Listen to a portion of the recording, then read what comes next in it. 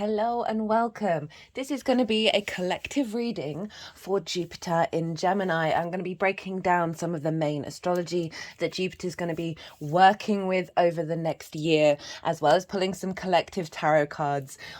I pulled these oracle cards before sitting down to do this transit, and honestly it's one of my favorite messages that I've seen in the oracle cards. It really does sum up everything that I've been in meditation over around Jupiter in Gemini, and I cannot wait to share it. There's a chance it will be in its own separate video. It all depends how long this video goes on for.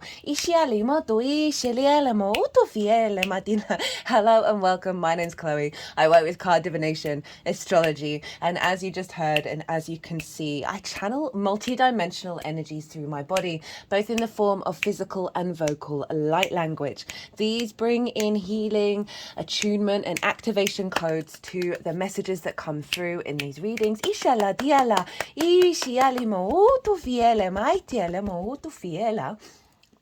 The energy that I'm channeling at the moment, I've got three main guides that I work with. This is more of the feminine yin energy that's all about attunement and healing. Ishili and activations. Ishi is doing a lot of work around the throat chakra. Now, Gemini is ruled by Mercury, so I'm not surprised she's doing some healing work there and some attunement into the messages that we're going to be receiving from Jupiter over the next year. Oh wow, we've just come off the back of Jupiter being in Taurus, and the people that I've spoken to since Jupiter's left Taurus and like the last couple of degrees, it was this real connection to the body, to your physical senses, to the wisdom that it has within you that you can access. And that was what Jupiter was all about, right? Taurus is the personal connection to Earth. It is your physical senses. It's ruled by Venus. And so there's a real sense of connecting to joy, to pleasure, connecting in general to our 3D existence and finding more peace with that. Jupiter's all about expansion, bringing things together in order to expand and elevate. It's a deep sense of faith, and then underneath that faith is knowing, and that brings a very inner confidence with us, right? Jupiter is very jovial in spirit. It's very abundant in its nature, right? And so this really helps bring in that energy, but also the level of faith and wisdom that Jupiter brings in. It can bring a sense of ease and flow in terms of opportunities, and a sense of luck and abundance. It is the greater benefic. It is a yes planet. Now, Jupiter, with its transit in Taurus, was affecting Saturn and Neptune and Pluto, right? Whatever's going on with the ruler of a sign is influencing the sign that it rules. So Jupiter's been hanging out in Venus's land. Jupiter traditionally rules Sagittarius and Pisces. So whatever was going on in Pisces, Jupiter was influencing over in the sign of Taurus. Now, I talk about this in my Saturn and Pisces transit series. There's three of them. The first one I still think is really relevant because I break down the overall themes of Saturn and Pisces in relationship to all the signs. The third one is currently live now, and that takes us up to the end of June before Saturn goes retrograde. And I talk about how when Saturn went into Pisces, Jupiter was in Aries. So that Aries energy was influencing the beginning part of Saturn being in Pisces. And Saturn can be a very difficult transit. It's a phenomenal transit, but it's the greater malefic, right? It's more of the stick than the carrot. And so wherever Jupiter's been has been influencing that Saturn transit. And I've talked about how, the last 5 years before that, when Saturn was in Capricorn and Aquarius, that was a different vibe. We were seeing Saturn in its own realms with its own powers really amplify this level of restriction and this level of authority. But Saturn being in Pisces means it's being affected by Jupiter by Jupiter, which is the benefic planet. So we're seeing a different vibe with Saturn, and I'm just going to be talking about all the influences Jupiter's going to be making over the next year. And so wherever now Jupiter's in Gemini, so Jupiter is influencing Saturn from a very different place. Pisces and Taurus, they sextile one another. It's an aspect of Venus. It wants to bring about connection, appreciation, value, harmony, grace, creativity. So we've had an incredibly supportive aspect between Jupiter and Saturn over the last year. Now, the King of Swords came flying out as I was talking about all of this. And the King of Swords has a great deal of clarity. This is Aquarius energy. And this is all about the vision, the divine, which we have the vision card, the divine inspiration, the divine vision, and being able to act on it. And it's quite an interesting card to show up as the first card for Jupiter being in Gemini, because Gemini is very playful in nature. It's ruled by Mercury. It's flitting from one thing to another. I love the Gemini energy. It's very catalytic. It takes us out of the confinement of restrictions around thought patterns and ideas and constructs. And the King of Swords can very much embody that sort of rigidity, that stubbornness. So I like that this is showing up with Jupiter being in Gemini, that's allowing us to tap into the clarity to take action on our ideas, on our perceptions, but coming from a Gemini energy. Where we are adapting and changing, we are shifting, we are able to be comfortable and confident in our ability to change, right? Dogma came up a lot in the Sagittarius full moon transit. That's still live. That's a 6-month cycle. You might want to check that out, because that was the last big lunation before Jupiter moved into the sign of Gemini. That we can get very stubborn and we can get very fixed. This is Aquarius energy, fixed in, I'm not going to change my mind, right? Because I've already said this is how I feel, right? And so there's a level of consistency that then forms limitations and forms us into dogma.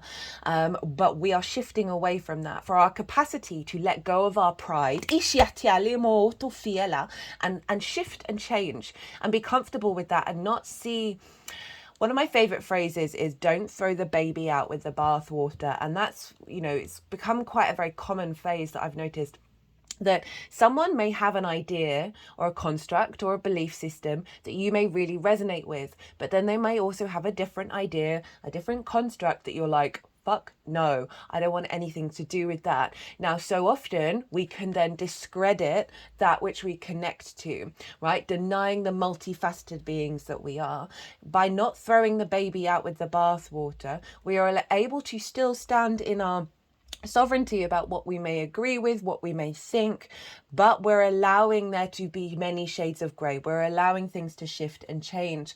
And so this is a real allowing us to stand in our maturity while adapting and shifting. So it's coming at the end of the oracle reading, which is which I think is really interesting, of this is where we're headed, a level of maturity around how we collect and receive information.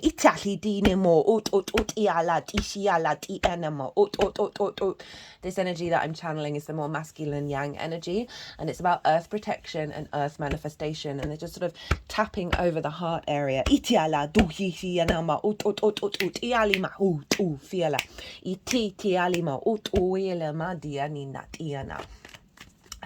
Right, where was I? So I was talking about Jupiter influencing Saturn.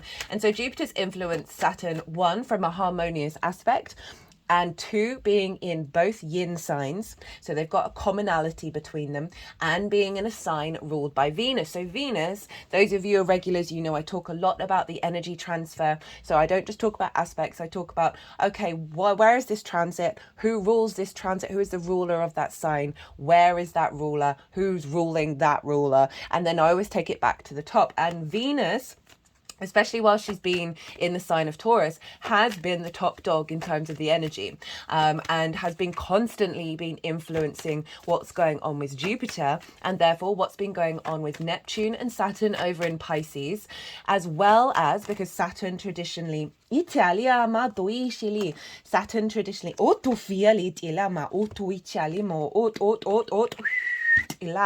Saturn traditionally rules Aquarius, so Saturn is been ruling Pluto, but this is all coming from very benefic energy over the last year. Wow, that's quite fascinating. We've got the Ten of Swords, upright with the 10 of wands in reverse. And so Italima Otufiala, there's a cave card, which is meaning that this process with Jupiter in Gemini, I know I'm going a bit all over the place. I'll try and bring it all in and make sense. Jupiter in Gemini, Jupiter's all about wisdom, deep wisdom, and that knowing that it's saying, because of the duality, the twins nature, Itali diala, that we have to go into the cave within ourselves, into the darkness, in order to understand what has been blocking our ability to be fluid when it comes to the mental suit, right? The air energy. The ideas, the constructs, the ideas. So the constructs, the thought patterns that we have. And very funnily enough, we've got the be impeccable with your word, manifest your intentions. That we're clearing out some clutter with Jupiter being in this sign. With the 10 of Swords, and these are both very karmic cards. And this is all about, you see here, the swords are all along the spine, and we often hold a lot of trauma in the spine. That's why collectively we've got a lot of back problems, as well as karmic energy. And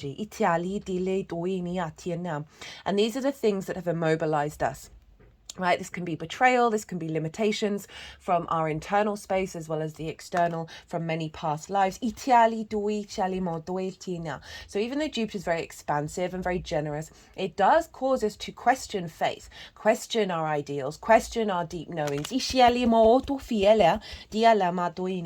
I feel with these combination of cards, there's going to be a release of a lot of old blockages that's allowing us to access new paradigms and new curiosities. Interestingly enough, right, you see this hand gesture.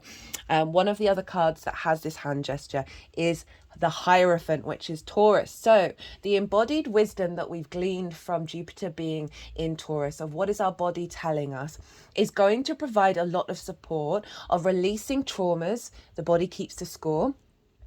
Releasing traumas in the body that have come about because of the mental things, spells people have said to us.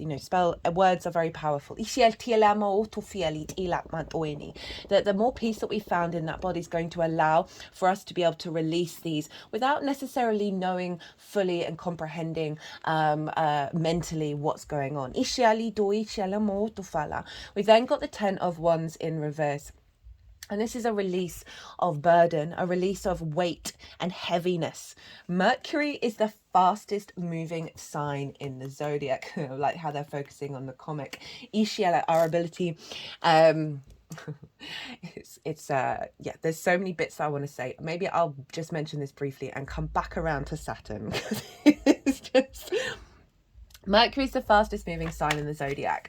It is air in nature. It's ruled by Mercury, which is the fastest moving planet, and it's mutable. And this means it's very good at adapting and changing and shifting and finding, and again, not attaching dogma to ideas, of being very curious and being able to access lots of different ideas and constructs without, as I said, limiting yourself in restrictions.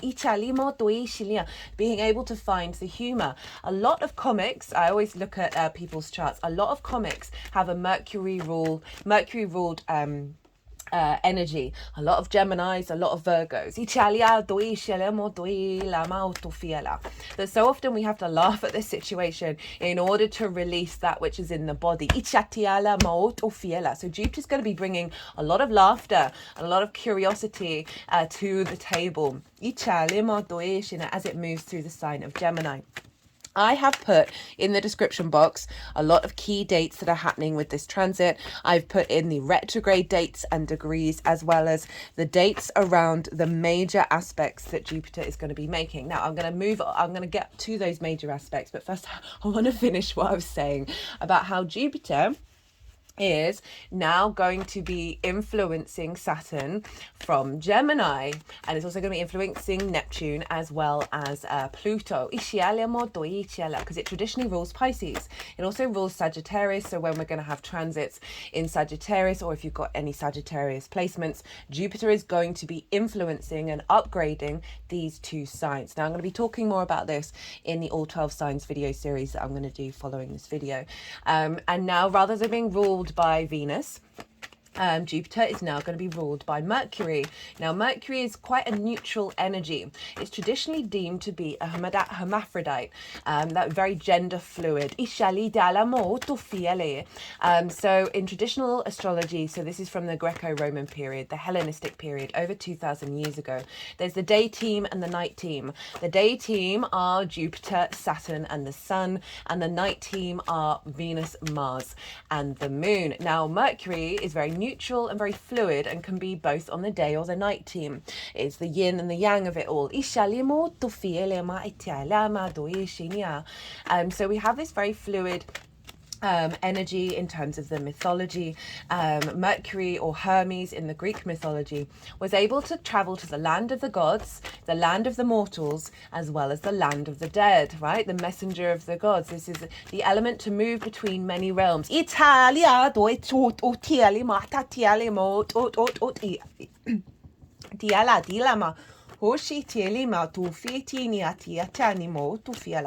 so Jupiter's expanding that capacity for us to do so. I'm just thinking about how Terence Howard, who has a sun in Pisces and had his Mars around the same degree of that Sagittarius full moon, because this is the setup, right? That Sagittarius full moon is the setup to Jupiter moving into Gemini, that he had very mutable energy, and was then activating a new capacity for us to understand a paradigm beyond dogma. And now Jupiter moving into Gemini, which is very fluid, is able to share a lot of information, is able to be a catalyst. I find the Gemini energy is very catalytic because it has the capacity of bringing a very playful, curious understanding of information and ideas, right? Everything is information. And so it allows us to not be on the defensive as we explore new possibilities. And that I'll put the link in the description box of the Terence Howard, Joe Rogan podcast. Because I feel like, as I said, it's a setup. And obviously those energies square Gemini. We're building with that energy. Speaking of fluidity, right? I see these are just common themes. But it's linked into the twins and this sense of the two pillars. A lot of these cards have two pillars on them. Right, and the imagery of what Gemini, the sign for Gemini, looks like, of as I said, the two sides of the same coin, and the capacity to work with polarity. That I see not only a lot of comics who, in my opinion, are shamans, right? They do deep healing work for us collectively. They're able to observe and find the humor in existence, which definitely feel like Jupiter in Gemini is going to allow us to access. It's helping us step away from fear. But the other main group of energies that I see around who have strong Gemini contingents are drag queens. And I absolutely love this, the sense of fluidity between the masculine and the feminine. As I said earlier, Mercury is traditionally deemed to be a hermaphrodite. I keep getting that word wrong. Where embodying both genders, and the fluidity of gender, and how we get very caught up in all of this energy. And I do feel, I don't mean to offend anyone, but it does seem so nonsensical, especially when you know astrology, that there are many different ways of expressing it, and it's just a massive distraction away from the bigger land grabs, war economy, poison in the food, poison in the water energy that is really distracting us from all collectively working together to help raise ourselves up. But I do really enjoy the fact that there is a heightened energy of fluidity with Gemini, right? As I said, fastest moving sign in the zodiac. Right, the twins, the Mercury energy, being able to shift from one space to another without getting too fixated on it. And the honoring of the yin and the yang. And I was talking about earlier about astrology. If you understand astrology, right, planets in yang signs can hold more yang energy. Planets in yin signs could hold more yin energy, and it's so common when you look at somebody's chart part of understanding how they interpret the world from the yang and the yin. I like to focus on the elements. I like to focus on the day and the night, the yin and the yang, because these are the really core aspects, right, of our inner and outer world. I personally, I have a lot, all my personal planets, other than the sun, are in yang energy. Growing up, I felt very disconnected from the generalized stereotype of the feminine energy. It didn't seem like it had anything to do with me. And for a lot of my younger years, I was very confused. I was more of a tomboy. I didn't feel like I fit in. And coming to understand the astrology and realizing, oh, wait a minute, most of my chart is yang. Oh, there's a reason for it, right? There's a reason why. And this isn't going to be the case for everybody, but if you've got a lot of yin energy, you're going to potentially be more in alignment with the stereotype, right? Stereotypes are there for a reason. It doesn't mean that they dictate the whole of society, but like with the fluidity, there is a reason why they're present and why people associate and connect to certain things over others. And we need to not take that so damn seriously.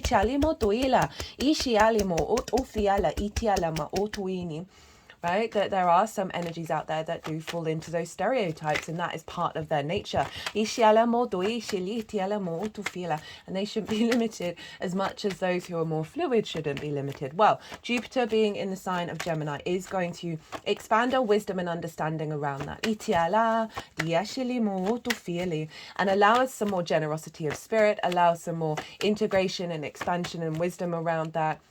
And help us embody that in the way that we collect information and share information, what we're drawn to, what we're curious to, and find that we're accessing new possibilities of pathways around that information rather than being fixed and stagnated. You're going to see astrologers talk about the rise of social media and how there's going to be a real expansion, probably around fake news, fake videos, all of that thing. There's going to be a rise in lots of different viewpoints that may feel quite overwhelming. That is very much the case. But also I find with this Jupiter being in Gemini is we're going to have more discernment. We're not going to be dismissive of information or judgmental about information, but we are going to have more personal what's the word? I just said it. Oh, this is funny. All these words not quite coming out. Discernment. There we go. That we're going to have more ability to connect with all this vast complexity of lots of different information everywhere. We're going to have more discernment and ability to tap into the wisdom and truth of what our soul resonates with in this path, in this lifetime. The synchronicities are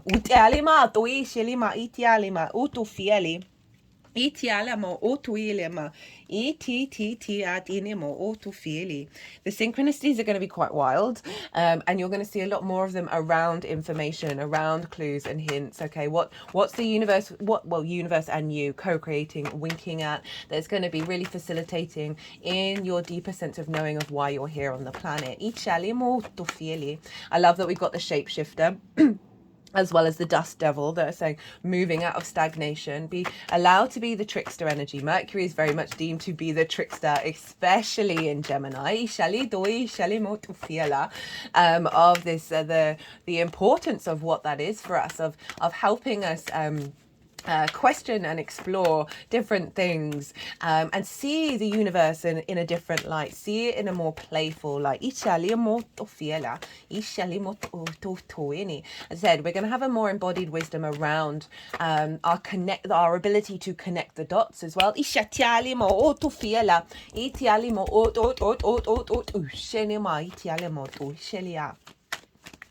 Okay, what else did I want to talk about? Whereas the last year, Venus has been influencing Jupiter, therefore influencing Neptune, Saturn, and Pluto, now it's the Mercury transits. At the moment, Mercury's still in Taurus. and Venus is in Gemini, so they're in mutual reception with one another. They're in mutual reception with one another, which means they're like feedback looping between the two.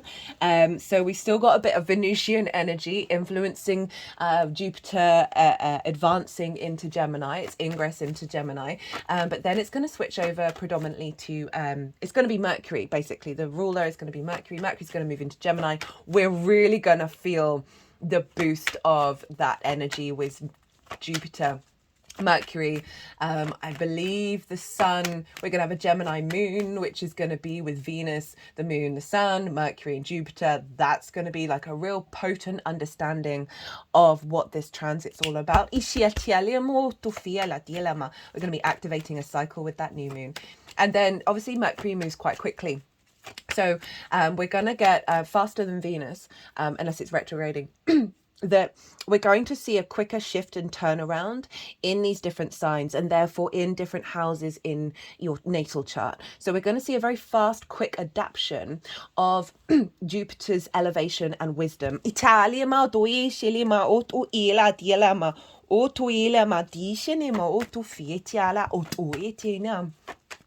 And so there's going to be a lot of speed. It's going to be a focus on communication. Mercury for me is flow, because it's able to shift and move. It's about exchange and understanding of the exchange of information, because information is absolutely every single atom, quark, subquark moment of the universe, right? And it's how that information shares with one another and the cause and effect of that sharing, right? That's the kind of catalytic energy that I see with Gemini. Because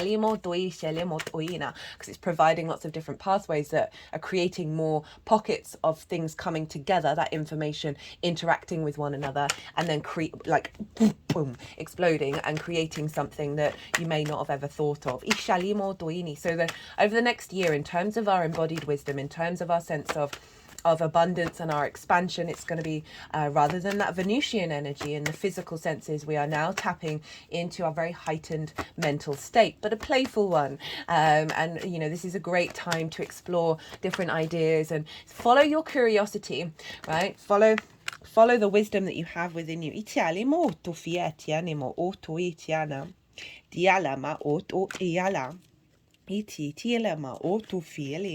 Right, so we got a couple of cards while I was saying that. We've got 2 7s and a 3. And we got the 7 of Cups, and so as I was talking about being playful, explore things that you may never have thought about exploring, and don't limit yourself over the next year. This is a very much sort of fantasy and dream-like space. It's also my channeling card. I believe that we are all channelers, we are all healers, we are all intuitives and shamans. And I use that word shaman. I'd appreciate it has indigenous origins, but it's just a really easily accessible word for you to understand, like the transmutation of energy, of working with the yin and the yang, the light and the dark, the polarities, rather than being in a state of duality, right? Gemini helps us step out of that duality. It often brings it up in order for us to be like, do we even really care, right? What's the bigger picture? Anyway, these cards in terms of how like communication and the sharing and the understanding and the transference and the cause and effect of information, whatever that may be, is we've got the 7 of Cups. And so this is allowing us to play and explore in different realms, in different spaces, right? That we may have never have even thought about before. It's then come with the 7 of Pentacles, and this is about, you know, instigating something new, something a little bit more you've not explored before, and then, you know, putting in the dedication and the hard work. That's Jupiter, of bringing in the wisdom, bringing in a sense of expansion around your capacity to sort of figure things out and be curious, right? This is about putting in being curious and putting in the work in order to see at the end of this transit of something come to fruition. So it's really allowing us to be a little bit more playful and a little bit more prepared to put in the work with Jupiter being there. And then we've got the 3 of Pentacles. Love this. This is about mastery of self, as well as collaboration. So this figure here may have been told by its parents that it needed to be a lawyer, right? And it was like, nah, I'm gonna go sculpt things out of marble, thanks. And they were probably discouraged, but they were like, no, this is my vibe, this is what I'm doing. And because of that, they got to a place of mastery because it was coming from an innate sense of their nature, from a state of joy, from their curiosity about what this was. It made them feel alive. Gemini can be a very activated energy, very as I said, a lot of the curiosity of life, the playfulness of life. And the more that we access that, the more that we bring that joy that we've been embodying with Jupiter over in Taurus into our mental sphere, into the constructs and ideas that are surrounding us, that are within us, that we're then mastering that, right? And we spend this time mastering of self. And because this figure is like, doesn't seek outside approval, right? You can think of a lot of controversial Geminis at the moment. We've got Russell Brand, we've got Jordan B. Peterson, I believe. There's loads of other controversial Geminis because they're here to bring that catalytic energy. And it's very interesting with the Jupiter moving into Gemini. I've talked about Russell Brand and Jordan B. Peterson. Again, people, you don't want to don't throw the baby out with the bathwater. There's a lot of truth in what they say, and if they say something that you heinously disagree with, look at yourself and realize, well, why do I need to then discredit everything? Because then you are in conflict with the curiosity and the exploration of finding truth and ideas in any landscape. Anyway, they've had a Saturn square going on, and I'll come to the Saturn square, that has seen authority try and diminish what they're trying to do, and it hasn't been working. And they're both individuals, and you have to respect them for what they're trying to do, in terms of they're not afraid to stand up for things. And you can't say that about a lot of people out there at the moment. Anyway, rewind. Not trying to be divisive here. Anyway, what Russell Brand is saying at the moment is what the deep alternative media was saying a good couple of years ago. And it's fascinating how everything is slowly bubbling to the surface. Anyway, because this figure has been very confident within themselves, right? That mutable energy of Gemini means it doesn't need to attach itself to the external opinions of the outside world, right? That it then, because it's very confident, right? And it's in its I am of it all, right? Aries and Gemini sextile one another, so that's when they get creative and work together. That it's then drawing towards it different frequencies that have different skills in order to build something beautiful and long lasting. So this can be about collaboration through this sense of what Jupiter's doing in Gemini and our mastery of that. We are then able to collaborate with each other on a 3D level beyond what we're currently in this framework of, as well as you interacting with new energies within yourself, new frameworks within yourself, that then is allowing you on a personal level to build. Interesting, and they're going over the Divine Matrix card, which was a card that came up in the Pluto reading, and the Sky Bridge, possibilities for union. So the sense of union of the two pillars, and that leads to collaboration. Okay, so what's the time? Okay, we're doing all right. Yeah, so fluidity, wisdom, discernment, while also still being open and curious. What else did I want to talk about? The fact, yes, so Jupiter has now moved into there's three main planets that Jupiter's going to be aspecting in this transit. One is now a square with Saturn. The other one is the sextile with Chiron over in Aries. And the third one, which is going on right now, is the trine with Pluto over in Aquarius. So I talked about Saturn earlier. And now Saturn and Jupiter are in fellow mutable signs, right? Very adaptable, very changeable. And a square is an aspect of Mars. Right, we know Mars is the god of war. For me, Mars is also the builder and the farmer. So squares, because we're dealing with two mutable energies that both think that they do mutable right, they can butt heads with one another. And this can bring up conflict, friction, drama, winning at all costs. If any of these things do happen for you over the next year, just know it's helping you highlight how you connect to them, whether they're important to you. If they are, that's a great time to sort of then bring that friction into building rather than conflict. It's It's also often a test of character. When we have squares where conflict can just seem to be there regardless of what it is that you do, that it helps you often sort of master teacher energy of observing that which you wouldn't ask for, and seeing like mirrors in yourself of, okay, well, where do I find that, even at its smallest detail? Where do I find that within myself, and then unravel it within yourself. The flip side to a square is friction, right? Mars represents our motivation, our drive, our action. Without friction, we wouldn't have atoms rubbing up against one another in 3D linear time and space, right? So it creates this 3D dimension. A square is a long-term manifestation energy. This is the builder energy with a square. So we've come out of a sextile, which is very creative. It wants to bring harmony, wants to bring sense of appreciation, but it's a very creative sort of brainstorming kind of energy where there's flow, but you're sort of kind of figuring things out. And now it's moved into the square, and the square is where we start to build. So Saturn over in Pisces is being influenced by Jupiter, not only by the rulership energy, but also by the aspect. Saturn over in Pisces is helping create the magical, fluky, synchronistic curveball energy of Pisces into reality, right? It's giving the foundational structures for us to see the magic of source, right? Even if it's not rational, even if it's not linear, to see the real intuitive energy come through and be made real in the 3D realm. Jupiter over in Gemini is our expanding our capacity to think in ways that we've not thought of before and find a deep wisdom within that.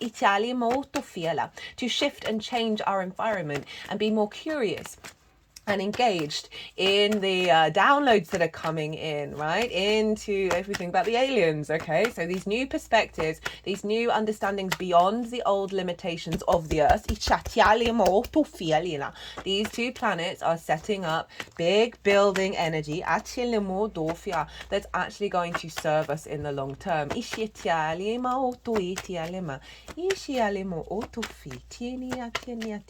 know, I'm quite surprised. I kind of thought more cards would come out because it's Gemini and because it's Jupiter, and Jupiter expands things, but they are being very specific with what wants to come through. And as I say that, hey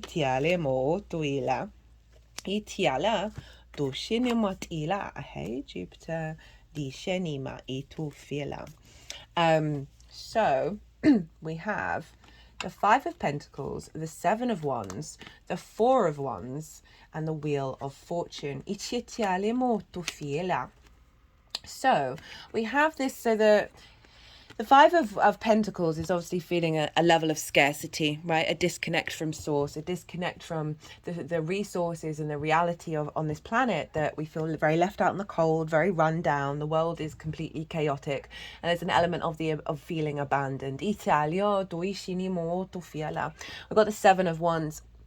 This is for me is one of the archetypal cards of what we're all going through, right? As a species, is we all have something of value. We are all source. We are all creation energy. But so it's so hard for us to genuinely, in our bones, in every part of our emotional, mental, this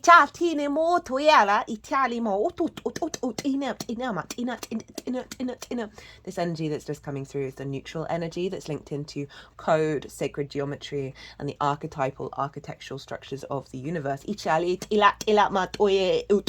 just working over the third eye, which is so interesting. So this figure is on the higher ground. They have something of value, but they look at that face. Of all that faces, you know, this figure looks so unsteady, so uncertain of their own value, and that there's a real dynamic here. That do we need to be in competition and scarcity mindset in order to survive, in order to thrive? Or do we have the capacity to break out of that limitation and that framework? We're doing that work on the third eye, which is Saturn and Pisces, of our deep intuitive knowing. They're sort of shaking the head at the same time around the difficulties that we have when we still at a core collective level embody this energy. Now the Wheel of Fortune's come in, so this is a square, so we're activating and we're going to be putting in the work around this and celebrating the shift. Italia Maldoinia. Wheel of Fortune is Jupiter. And this is acknowledging that something is shifting. Something is shifting and changing in the collective energy. Something is coming into balance. Jupiter's also making a trine to Libra with the South Node of releasing old dynamics. But this is about seeing things clearly. And then putting that into practice.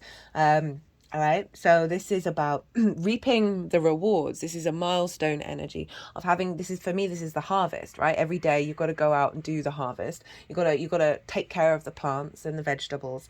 But it takes a while, but then at the end, there's a big bounty that comes in. There's a big sense of celebration and also working with the group and the collective.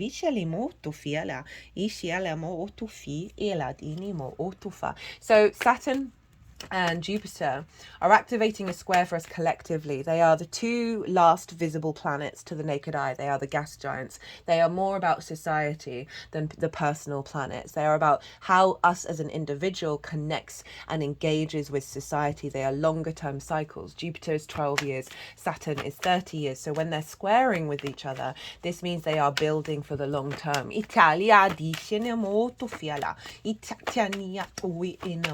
Very heightened intuition and heightened mental curiosity to the synchronicities of the information around us. So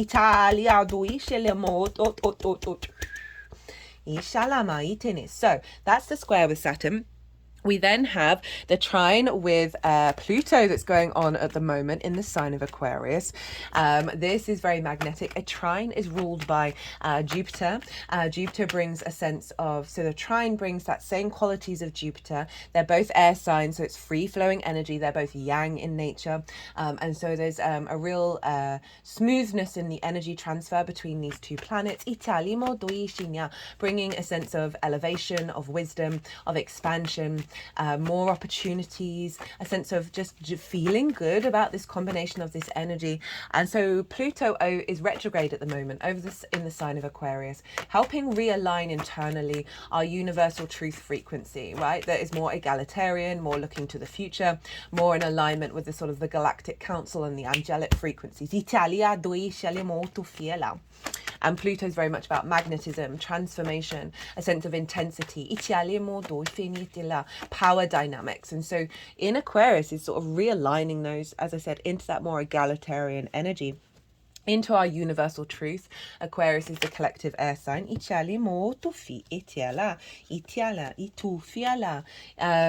is more, the universal frequency within you.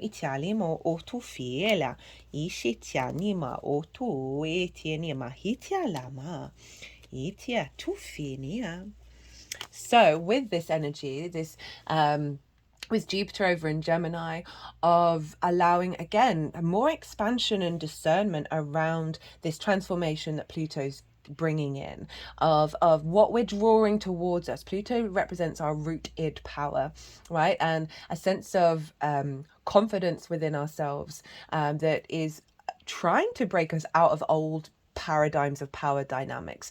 And Jupiter is allowing us to, as I said, find that more discernment, but also find the playfulness and the wisdom in all of the information around us, so we're able to see the synchronicities and signs a little bit more and be able to sort of, with this elevation of the air signs, right, this sort of a deep knowing within us, that what we're engaging in energetically in terms of the mental suit, of terms of the swords, that is taking us to a place of liberation. So the cards that came through were the Seven of Swords, the Knight of Wands, 8 of Wands, Seven of Swords, the Emperor, with the Fool, the Emperor, and the Knight of Wands. So this is about alignment to peace. Okay, I love the Seven of Swords. It's stealing away the Five of Swords, which is everything that I just said in terms of like bully in the room, victim mentality, winning the Three of Swords, winning at what costs, right? A real taking pleasure into those that lose,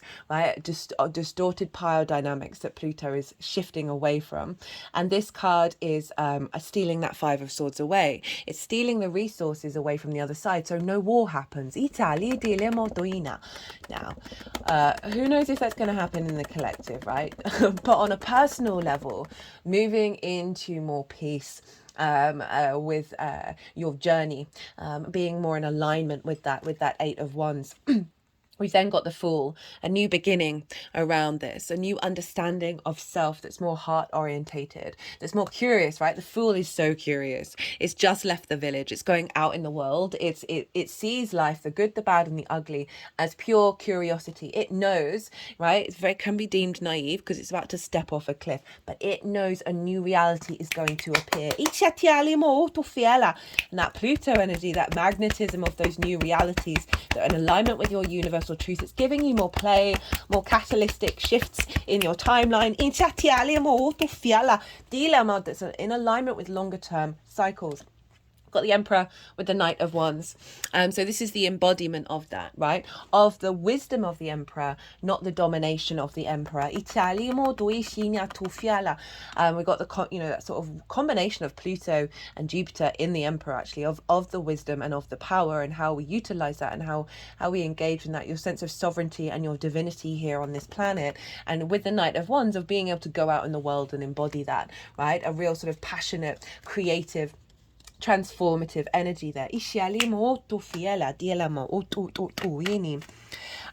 So, okay, now the sextile with Chiron. So these are the three main aspects that Jupiter's going to be making. There's going to be lots of little ones that go on that's still going to be very significant, but these are the overall main energies that Pluto is making. It's going to be next door to Gemini the whole time. It's in a square with Neptune. But it never gets exact because Neptune moves into Aries before that happens. But let's just talk a little bit on Jupiter square Neptune. It is by sign, not by aspect. That again, Neptune is dissolving old versions of reality and bringing in a new magical reality into our existence with the final stages in Pisces. And square Jupiter is a similar energy that's building on what's happening with Saturn, but this is the other side of it, of that very magical, mystical energy, and our capacity to find deep wisdom within that, to expand within that in the neural network. Again, heightening our capacity to see the synchronicities, understand the miracles,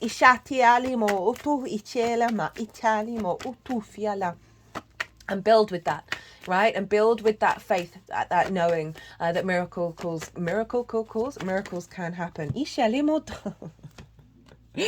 Got Gemini and Capricorn showing up. Here are the twins. The Lovers card is all about choices, right? Of being able to, through the integration of the masculine and feminine spirit, being able to make the right choices at big crossroads in your life. It's currently being backed by the devil. And I see the devil in many different ways on this card, and where it's being positioned right now is those old paradigms that Neptune is dissolving. Also Pluto's going back into Capricorn as well. Things that have limited us to make the choices that have blocked our capacity to expand and be a catalyst in the world. A releasing of that bondage. The devil card is Capricorn. It is about legacy energy. It's also about being able to manifest from our masculine energy, not gender specific. We have it all within us. From our masculine energy out in the world. And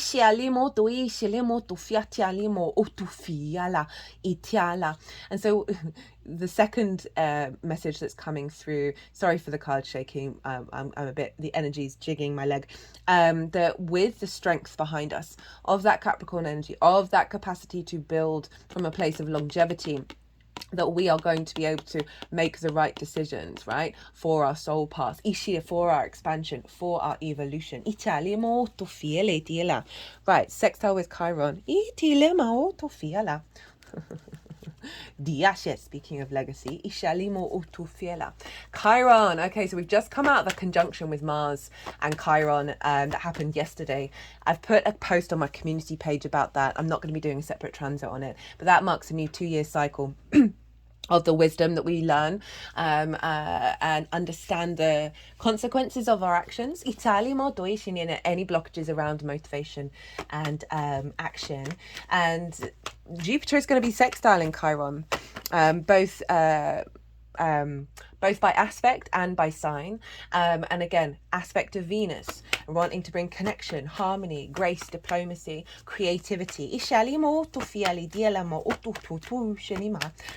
was very much involved in the total solar eclipse in Aries, which was one of the biggest portals of this year.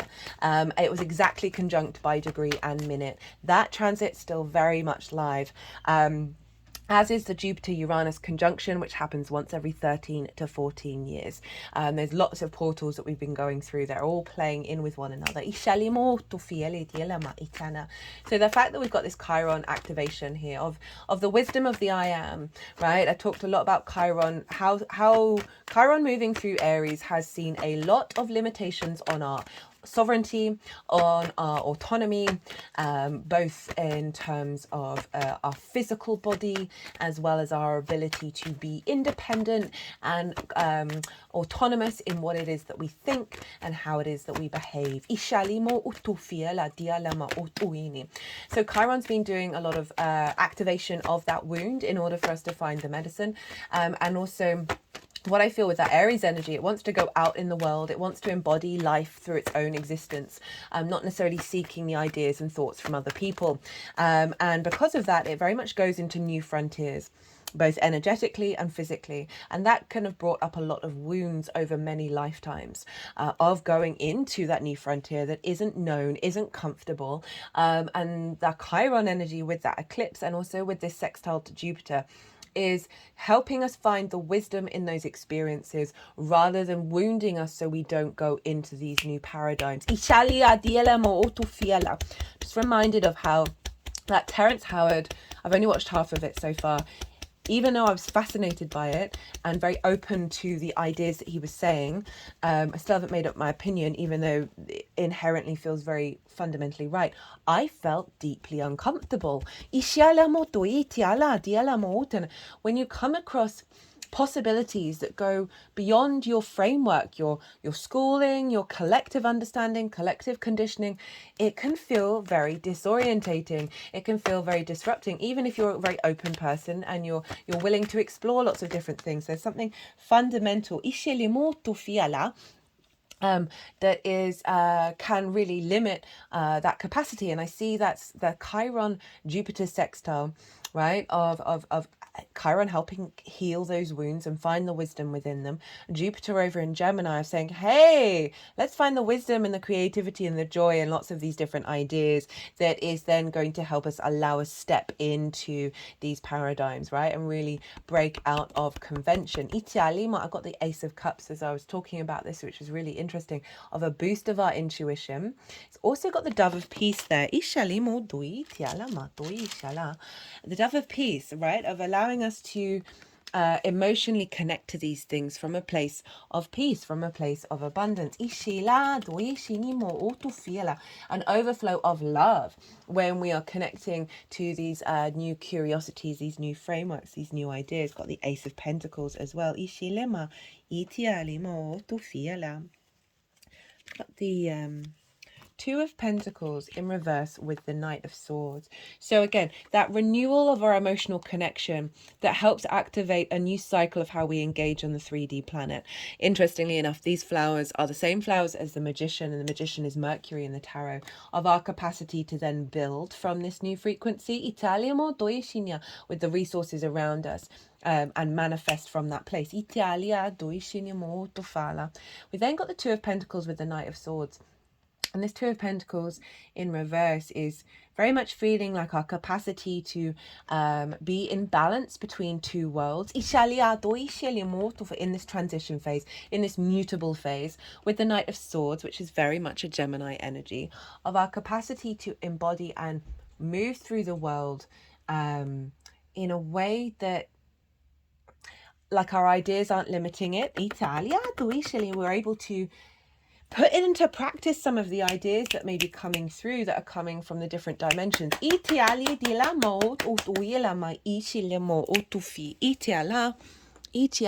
Nearly an hour.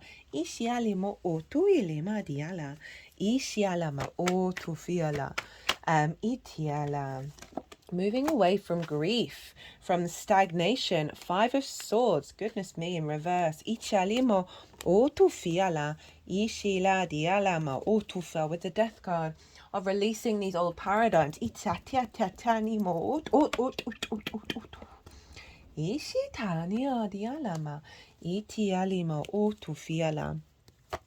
That is fascinating, right? Because of the stuff that's going on in the collective Pisces energy, this is what I'm really feeling, like on an individual level, some really deep-rooted emotional understandings of how we as a species have evolved are being let go of. That's serving our legacy from a place of sovereignty and maturity.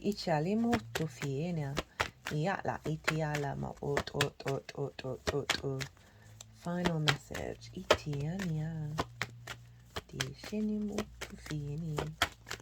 Yeah, this mutable energy after everything being in Taurus is, you're just going to be more in flow with change.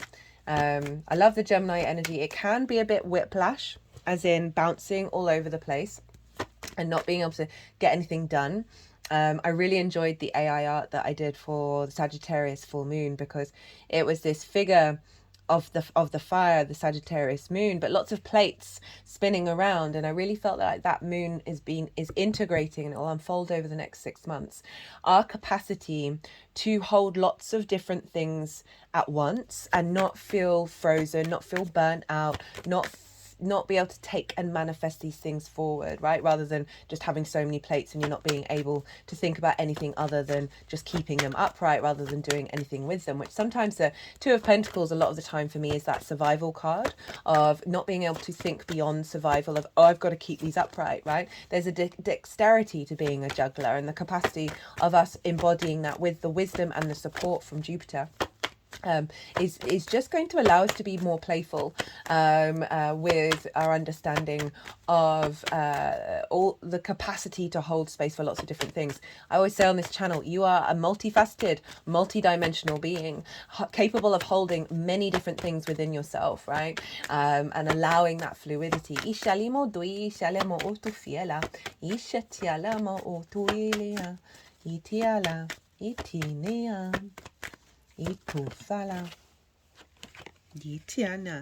Hello, Pluto. So a final message is it's kind of summing up what I was just saying. So Judgment is Pluto. You see the dead here. They're coloured grey. It represents wisdom, and they're being raised up by this angelic frequency.